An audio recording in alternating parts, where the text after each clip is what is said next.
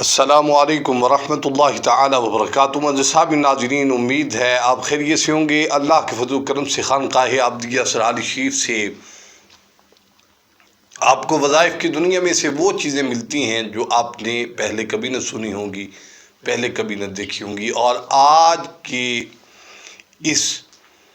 اہم گفتگو میں اللہ کے فضل و کرم سے میں آپ کو وہ چیز پیش کرنے والا ہوں جو اللہ رب العالمین کا عطا کردہ وظیفہ ہے۔ اور محدثین فرماتے ہیں، بزرگان دین فرماتے ہیں کہ اگر آپ تمام بزرگوں کے قریب جائیں، ان سے جا کر پوچھیں کہ ہمیں کون سا وظیفہ کرنا چاہیے، ہمیں کون سا عمل ایسا کرنا چاہیے، کون سی صورت پڑھنی چاہیے، معین الدین چشتی اجمیری علیہ الرحمہ کے پاس جائیں گے تب بھی وہی عمل ملے گا، اور شیخ سرہندی کے پاس جائیں گے تب بھی وہی عمل ملے گا، اور تمام بزرگان دین حتیٰ کہ شیخ عبدالقادر جیلانی محبوب سبحانی کے پاس جائیں گے تب بھی وہی عمل ملے گا، حسن بصری علیہ الرحمہ اور حضرت مولا کائنات شیر خدا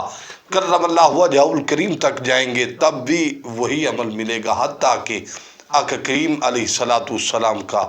عطا کردہ عمل ہے یہ۔ اور چلتے چلتے اللہ رب العالمین کے ہاں بھی جو 4 مقرب فرشتے ہیں، ان سے اگر کوئی وظیفہ آپ پوچھیں گے تو آپ کو یہی عمل ملے گا، وہ ہے استغفار کا عمل۔ اللہ اکبر کبیرہ، استغفار ایسی چیز ہے جس کو آپ کرنا چاہیں، جیسے جیسے آپ استغفار کرتے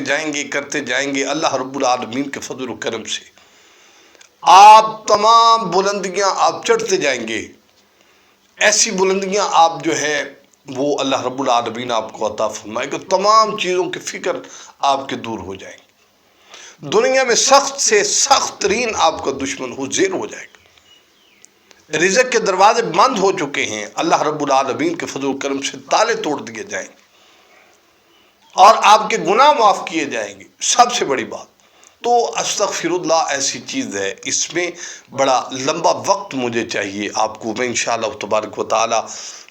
پیدر پہ انشاءاللہ بتاتا رہوں گا کہ استغفر اللہ کون سا پڑھنا ہے۔ آپ استغفر اللہ بھی پڑھ سکتے ہیں، آپ استغفر اللہ العظیم بھی پڑھ سکتے ہیں، اور اگر آپ پڑھنا چاہتے ہیں تو آپ یہ بھی پڑھ سکتے ہیں استغفر اللہ الذی لا الہ الا هو الحی القیوم واتوب الیہ۔ اور ایک اور میں آپ کو پیش کرنا چاہتا ہوں جس کے بارے میں محدثین نے فرمایا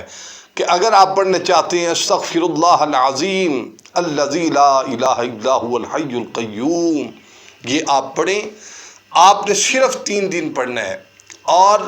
اگر 3 بار بھی آپ پڑھتے ہیں تو زمین و آسمان کے برابر بھی آپ کے گناہ ہوں تو سب معاف کر دیے جائیں گے، اور اس کے بارے میں انشاءاللہ آئندہ بھی پیش کروں گا۔ السلام علیکم ورحمۃ اللہ وبرکاتہ۔